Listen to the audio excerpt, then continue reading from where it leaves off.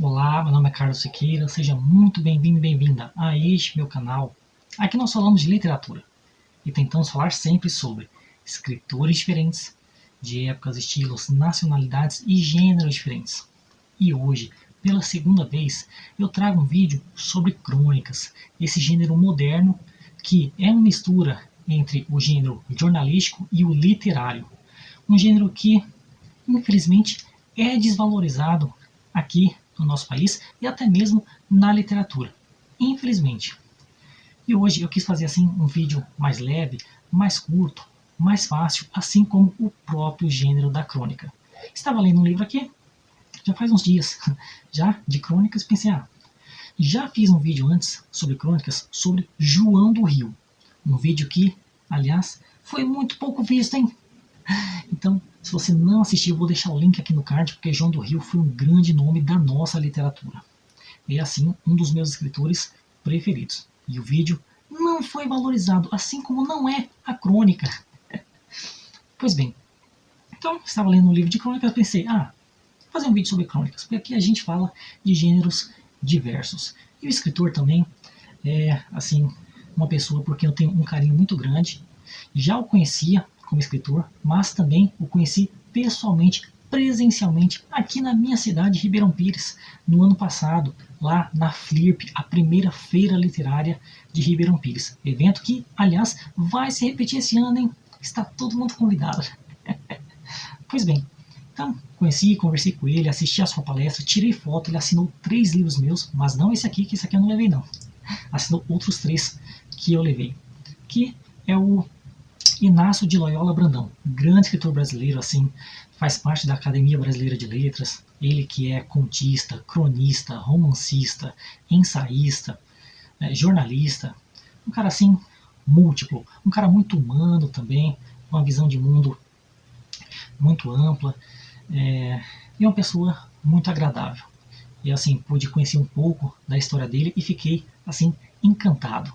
Então, hoje eu trouxe 4 crônicas de Inácio de Loyola Brandão, presente nesta antologia aqui, crônicas para se ler na escola. Vou comentar brevemente sobre elas e deixar minha recomendação, porque o que o cara escreveu, você tem que dar atenção em tudo. Pois bem, conversemos sobre crônicas de Inácio de Loyola Brandão.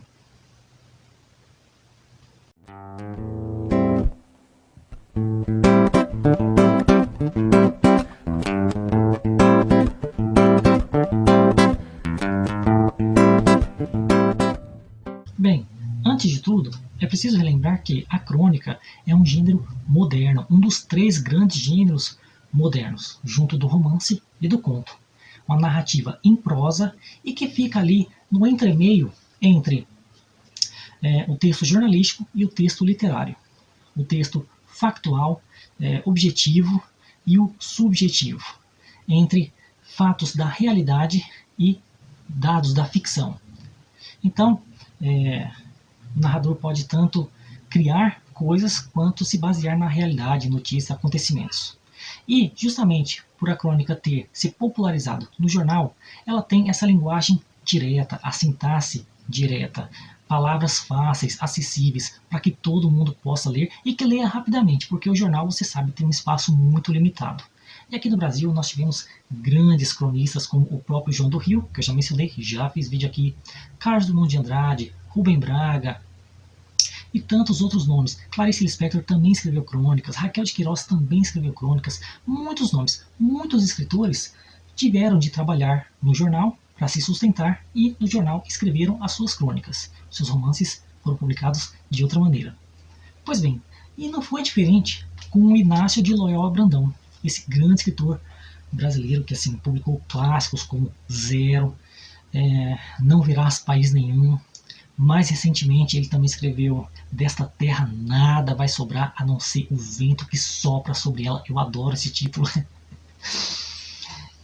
E vários outros livros, O Manifesto Verde, Depois do Sol, muitos títulos, assim, um escritor muito profícuo. Não sabe o que é profícuo? Vai procurar no dicionário.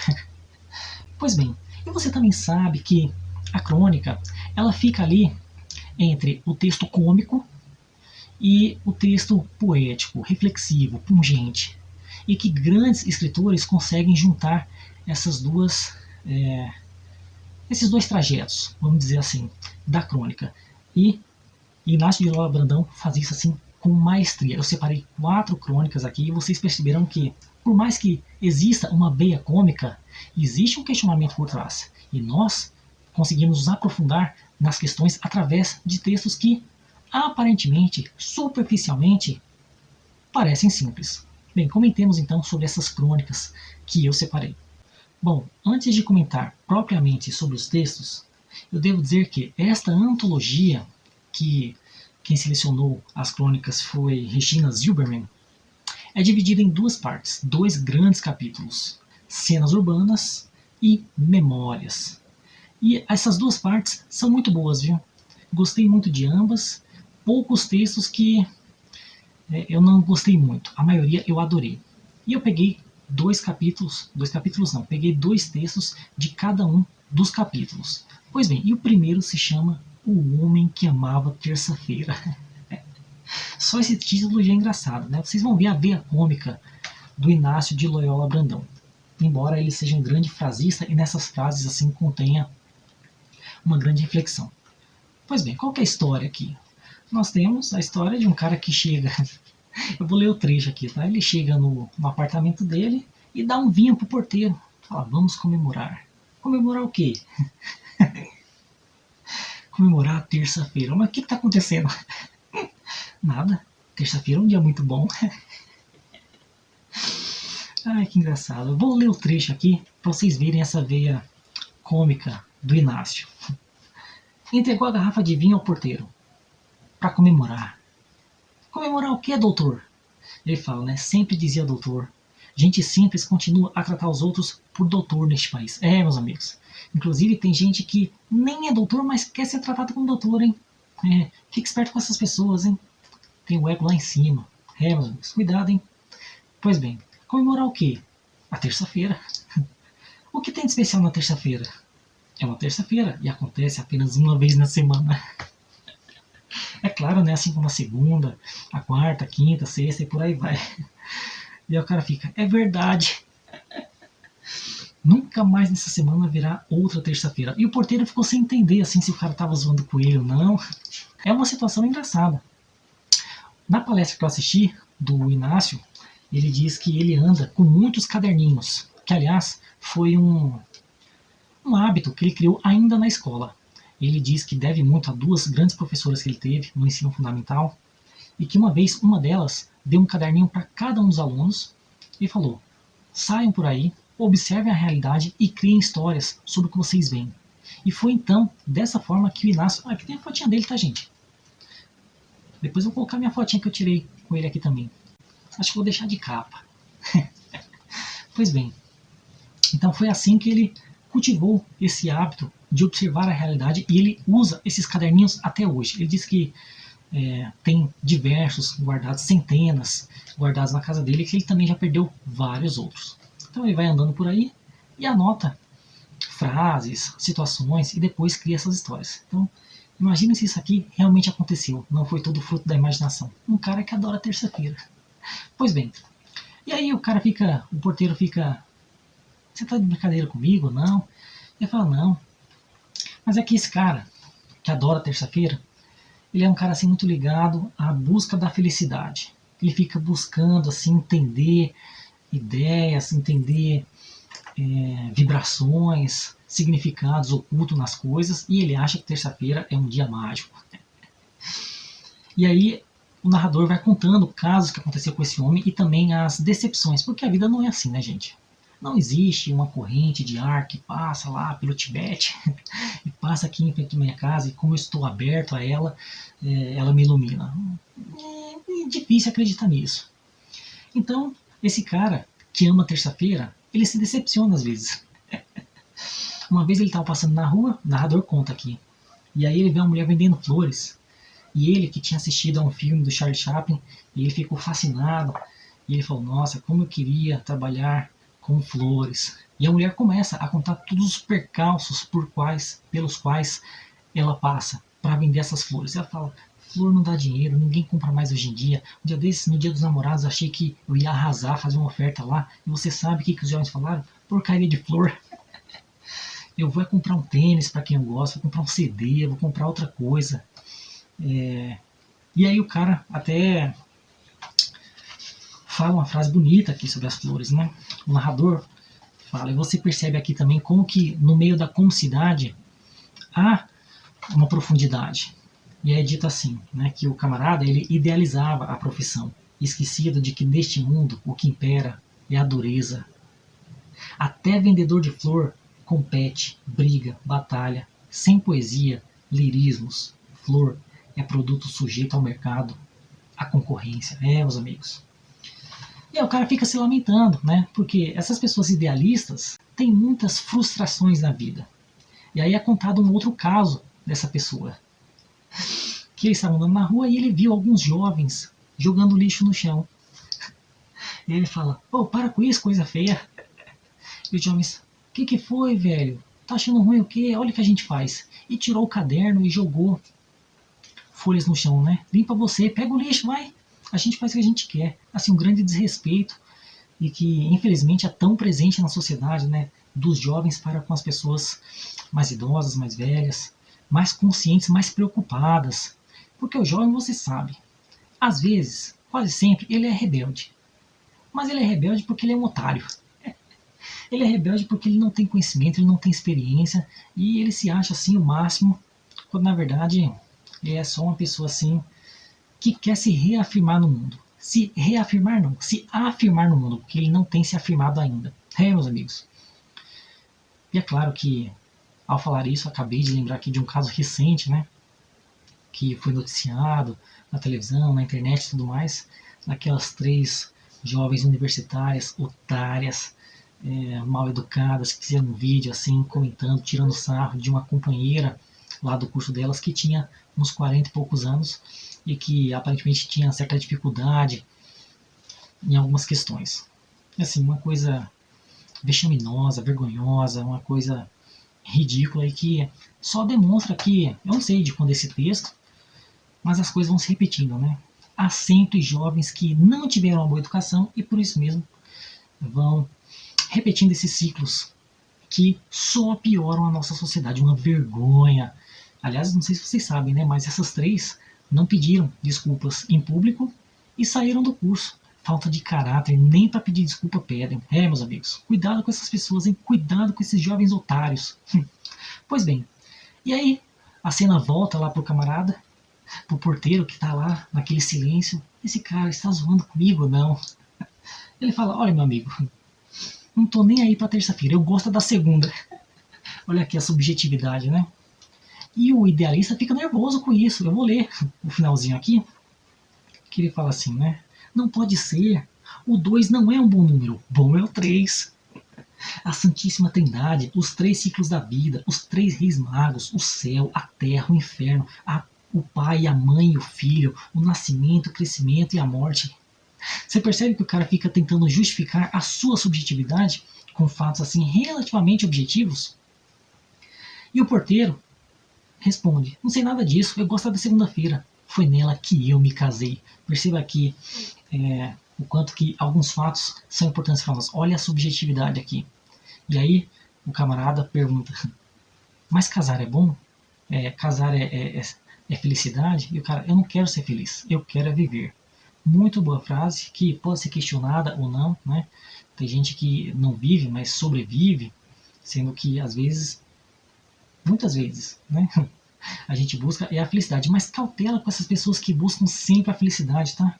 Porque a busca incessante, ela é uma ausência, ela é uma falta, e às vezes traz sofrimento, porque você nunca alcança.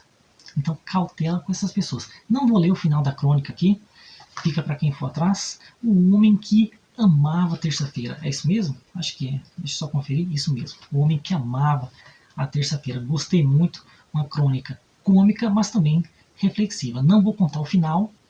Fica aí a indicação. Vamos para a segunda.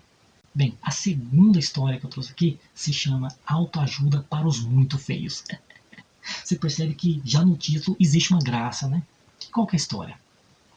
Nós temos um homem que está conversando com uma amiga Tô falando só gesticulando com uma mão porque a outra está segurando o livro, né?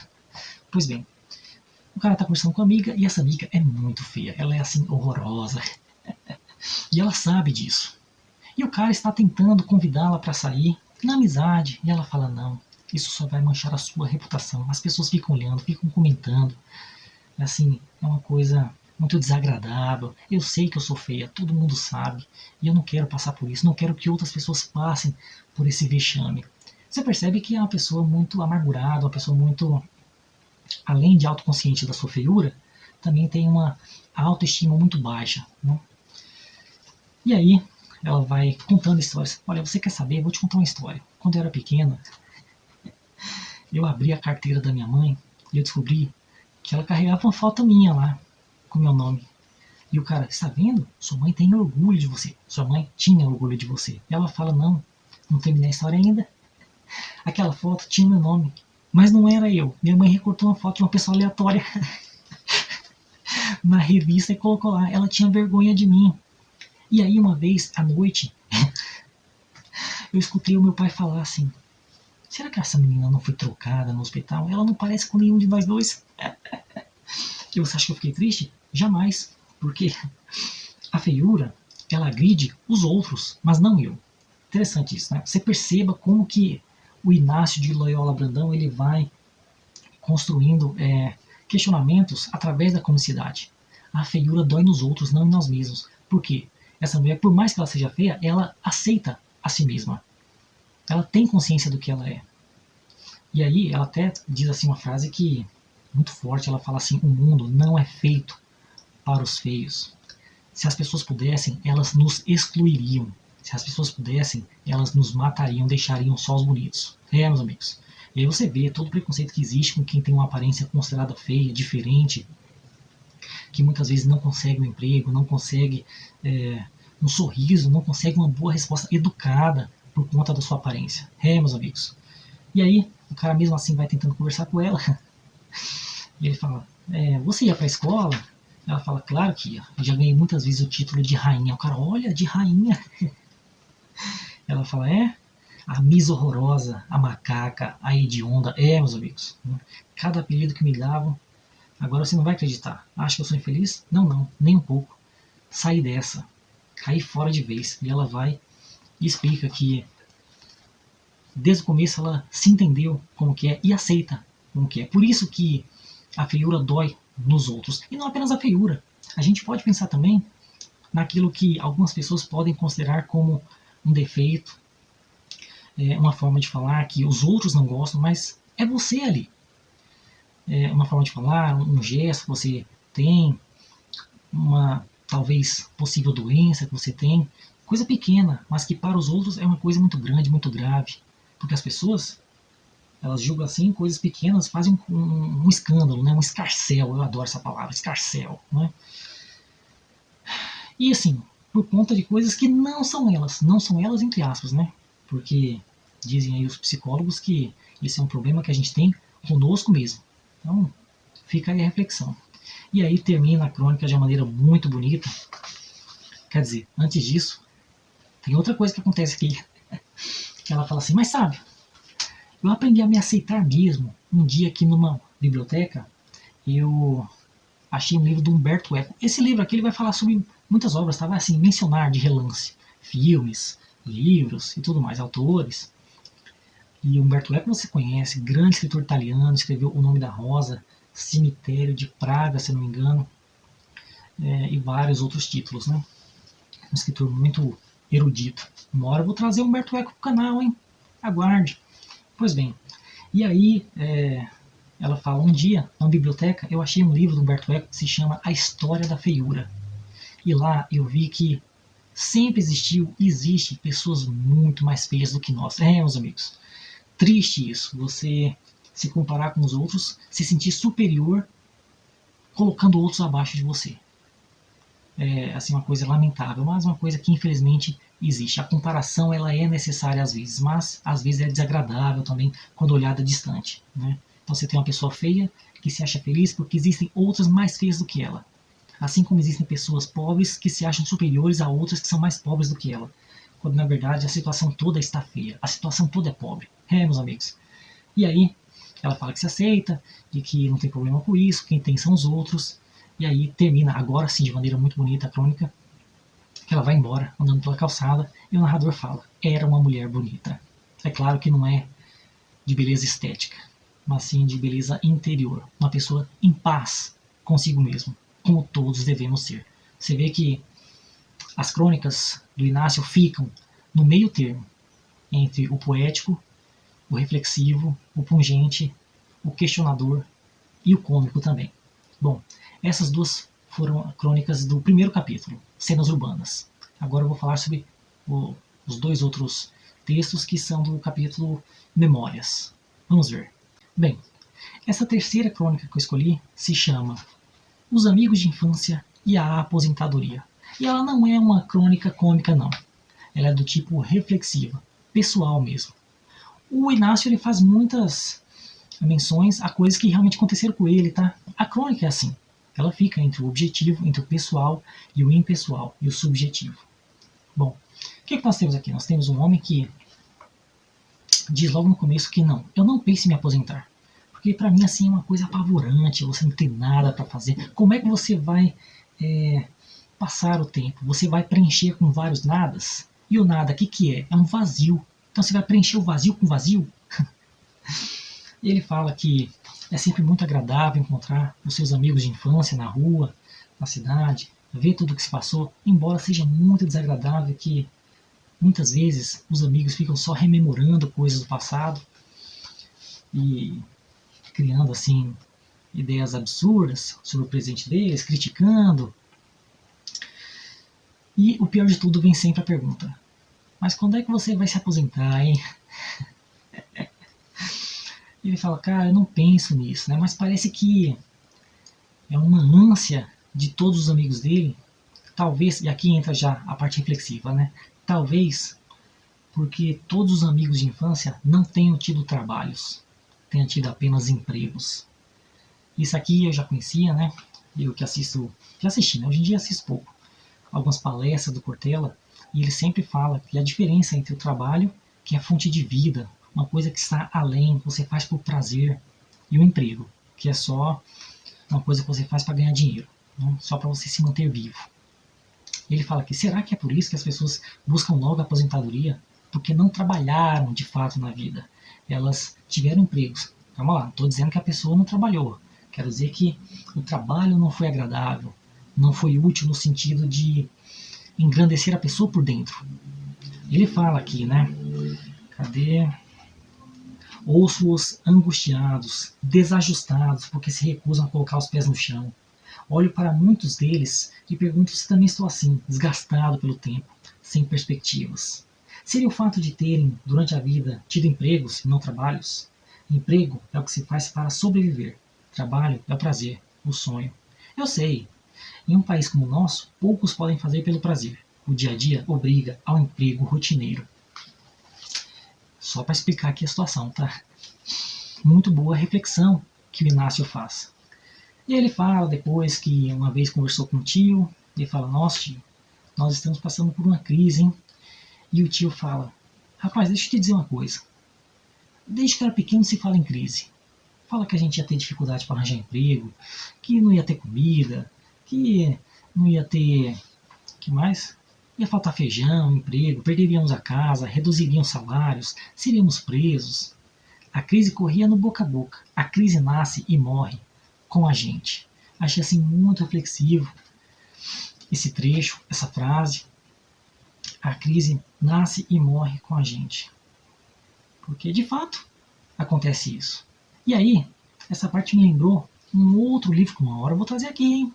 Aguarde, que é o Massa e Poder, do Elias Canetti, ou Canetti, não sei como é que fala. Grande escritor, prêmio Nobel da Paz. Esse livro, Massa e Poder, ele vai estudar, né, as relações que existem entre as massas, né, as grandes povoações, os grupos de pessoas, os seres humanos, que sempre gostaram de viver em grupo, e o poder, como que isso se dá. Ele vai separar em vários trechos, vários tipos de massa, e uma delas é a massa religiosa, as religiões. Ele vai dizer que toda massa, para se manter viva, ela tende a se expandir. Ela quer se expandir. Ela precisa se alimentar. Curioso, né? A massa que precisa se alimentar. E, para manter as pessoas juntas, é preciso existir uma meta. E aí, a massa das religiões sempre coloca uma meta muito distante no tempo, que é uma coisa assim até além da vida. O paraíso, a vida eterna e tudo mais. E aí o Canetti vai falar uma coisa que achei também muito pungente, que ele fala que nas massas de religião, entre a vida e a meta, existe a morte. Meus amigos, as pessoas nascem e morrem e não atingem a meta. Não quero dizer que tenham morrido tristes ou decepcionadas, mas são gerações e gerações que, aliás, vão compor outras massas, as massas dos mortos. Que se diz, né, no inferno é um amontoado de gente, no paraíso também é um amontoado de gente. Se você for estudar as mitologias lá, a mitologia nórdica, Valhalla, né, também tem um amontoado de guerreiros. Sempre há massas, em todo lugar há massas. E ele vai dizer, né, achei muito pungente, gerações morrem e não atingem a meta. É o que acontece aqui, as pessoas nascem, ouvem falar de crise, morrem ouvindo falar de crise, e a crise nunca passa. Meus amigos, achei muito interessante essa passagem de amigos de infância e a aposentadoria. Não vou falar como termina a crônica, aliás, eu só falei como terminou uma crônica, né? Só a da mulher feia. Passemos então à última das crônicas que eu escolhi, uma crônica também que não é cômica, é reflexiva, pungente, até poética. Bom, a última crônica que eu escolhi se chama A Mágica da Luz. E é preciso lembrar, essa crônica e a última que eu acabei de mencionar fazem parte do último capítulo, Memórias. Por isso que tem esse tom assim, não vou dizer mais melancólico, mas mais saudosista, mais intimista, mais poético, mais pungente também, mais reflexivo e não tão cômico. Essa aqui não é uma crônica cômica, assim como não foi a última. Pois bem, A Mágica da Luz. Aqui o narrador vai relembrar um fato que aconteceu na infância dele e um diálogo também, de que quando era pequeno existia o cinema de rua. Bom, o pessoal mais novo pode nunca ter ouvido falar nisso, nunca ter visto isso, mas eu, Carlos Siqueira, já vivenciei essa experiência. Né? Chegavam as pessoas que, não sei quem eram, né? Colocavam lá o telão à noite e começavam a passar filme na rua.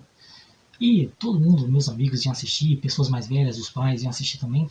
Uma experiência assim formidável, diferenciada. Eu assisti uns 3 filmes na rua. Não lembro que filmes eram, mas eu lembro que eu gostei de estar ali. Não lembro quem eram as pessoas que colocavam aquele telão, qual era o projeto, era criança, né? Pois bem, e aqui aconteceu a mesma coisa. O narrador está lembrando de que de vez em quando tinha esses cinemas na rua, que eram muito mais populares do que na minha época, é claro, eu só vi 3 vezes cinema na rua.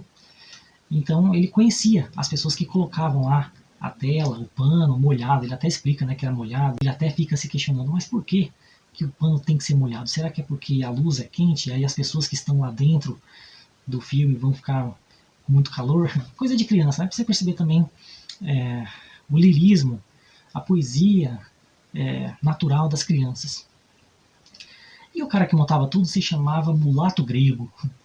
E aí um dia, ele ajudando o Mulato Grego, ele foi e emprestou uma lupa para o menino, o narrador, e o menino olhou as fitas e viu lá, frame a frame, né, imagem por imagem, as cenas do filme. Ele ficou maravilhado com aquilo. E ele fez uma pergunta assim, muito singela, muito ingênua. Ô Mulato Grego, como é que as pessoas não saem daqui de dentro, hein? Não sei se você sabe, né, mas antigamente as pessoas assistiam televisão e elas achavam que as pessoas realmente estavam lá dentro, né, em miniatura. Você vê como que é a ingenuidade da pessoa que não tem o conhecimento. Então você vê também como que o conhecimento, às vezes, ele estraga toda a magia da coisa, né? Pois bem, e aí o Mulato Grego deu uma resposta para ele que ele nunca esqueceu. Ele diz que o Mulato Grego deu uma resposta poética, embora não soubesse o que era a poesia. Para vocês perceberem também como que a poesia está em todos os lugares e a gente só precisa perceber. E como que muitas vezes muitas pessoas não sabem o que é poesia, não sabem o que é poema, não sabem o que é nada de explicação do subjetivo, mas que tem em si assim uma coisa aprofundada, diferenciada. Pois bem, o Mulato Grego respondeu para ele, né? Por que que as pessoas não saem de dentro dos quadradinhos. E ele disse: eles não fogem porque só vivem na luz. Sem luz, essa gentinha não é nada. Se eles saem da tela e fogem para o escuro, desaparecem, dissolvem como bolha de sabão. E a luz que alimenta todos eles. A luz que dá vida, meu menino. Uma resposta que o menino ouviu, cresceu, escreveu essa crônica e, ao lembrar, percebeu que foi uma resposta assim muito bonita, muito pungente, muito poética, embora o mulato grego não tinha noção nenhuma do que estava falando. É claro que para ele a luz era a luz de fato do objeto, mas a gente pode pensar na luz metafórica. Nós, como seres humanos, nos alimentamos de luzes. E essas luzes estão presentes nos textos, nas crônicas, nos contos, nos poemas, nos romances, nos ensaios, na literatura, em outras artes, no cinema, em qualquer coisa, numa fala bonita, num gesto, num sorriso. Nós nos alimentamos de luzes. Sem essas luzes, não somos nada. Meus amigos, bem, essa foi a indicação, um vídeo que eu achei que seria curto, mas não ficou curto. Me desculpe, eu menti. Mas eu me enganei também, porque eu achei que seria curto. Mas fica a indicação, crônicas para ler na escola. Gente, pesquisem sobre o Inácio de Loyola Brandão, grande escritor brasileiro, escreveu contos, romances, peças de teatro também. Assim, um cara formidável. Isso aqui foi só uma amostra das suas crônicas. Algumas das suas crônicas, porque ele escreveu muito mais. 4 indicações de crônicas, que na verdade só foi para divulgar o nome do autor, que merece muito respeito e reconhecimento. Um grande nome das nossas letras. Gosto muito. Inácio de Loyola Brandão. Crônicas. Crônicas para ler na escola. Na verdade, crônicas para ler todo dia, na vida. Vão atrás. Essa foi a indicação de hoje. Se você gostou do vídeo, curta, comente, compartilhe, se inscreva no canal. Um vídeo um pouco mais simples, mais direto, não tanto analítico. Um vídeo levinho, como a crônica. É isso. Muito obrigado e até a próxima. Não, mas o Inácio de Loyola Brandão cria diálogos assim hilários, muito engraçados. Dei muita risada em várias crônicas aqui. Mas eu separei uma que se chama O Anjo das Operadoras, porque essa aqui foi demais. Aqui o camarada está comentando, o narrador, sobre esses operadores ou operadoras que ligam para você. E aí ele vai comentar casos de pessoas que, quando percebem que é algum tipo de empresa que eles não gostam, eles começam a dar respostas assim, diferenciadas. E é uma coisa assim, hilária. Vou ler para vocês. Ele fala que ele tem um conhecido chamado Marcos. E esse Marcos, quando percebe que é telemarketing, já fica de sobreaviso. E a voz da telemarketing pergunta: o senhor é o responsável pela casa? Responsável? O que é isso? O senhor não sabe? Quem é o senhor? O Pancho. Olha o nome do cara. E o que faz aí? Sou faxineiro. Não tem nenhum responsável? O que é responsável? Quem manda na casa?